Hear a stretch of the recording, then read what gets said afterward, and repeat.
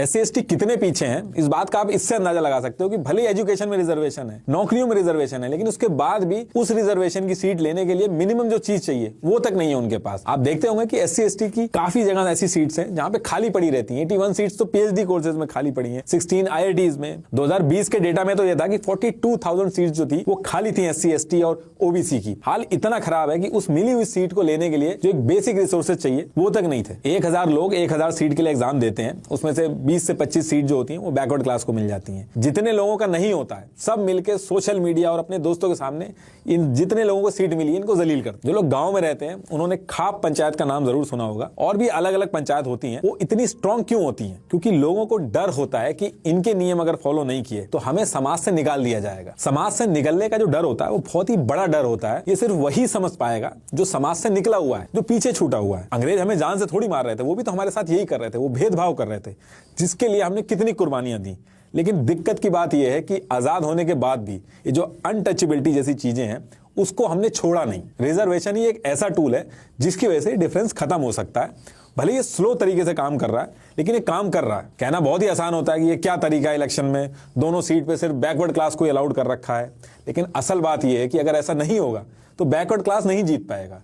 डरा के, धमका के, पैसे के जोर पे वो नहीं जीत पाएगा। अब देखिए इसमें सबसे ज्यादा जो लोगों को बिलीव है वो ये है कि रिजर्वेशन इनकम बेस्ड होना चाहिए, और मुझे भी काफी टाइम तक यही लगता था जब तक मुझे डिटेल्स नहीं पता थी। देखिए रिजर्वेशन को कभी भी इसलिए नहीं बनाया गया कि ऑल ओवर इंडिया में फाइनेंशियली लोग इक्वल हो जाएं। आप एग्जाम वगैरह में भी अगर जाओगे तो वहां देखोगे कि रिजर्वेशन के साथ रिप्रेजेंटेशन जो वर्ड है वो यूज होता है। और ऐसा इसलिए है क्योंकि रिजर्वेशन कोई पॉवर्टी एलिमिनेशन स्कीम नहीं है। रिजर्वेशन सिर्फ और सिर्फ इसलिए लाया गया ताकि जो हजारों सालों से बैकवर्ड क्लास पे अत्याचार हुआ है और जो भेदभाव हुआ है उसको हटाया जा सके। आप किसी को भी पैसा देके भले अमीर बना दो लेकिन उसकी कास्ट उसके साथ हमेशा रहती है।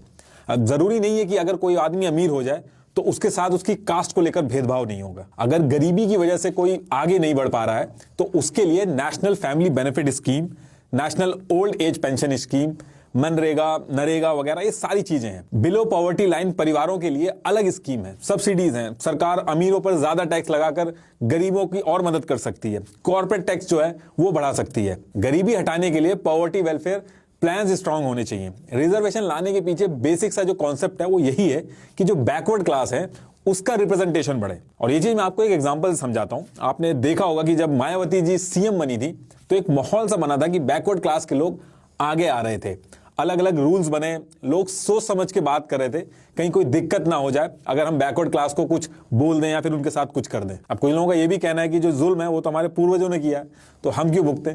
लेकिन यही लोग जब अपने एंसेस्टर की प्रॉपर्टी लेनी होती है तो उसमें पीछे नहीं हटते हैं।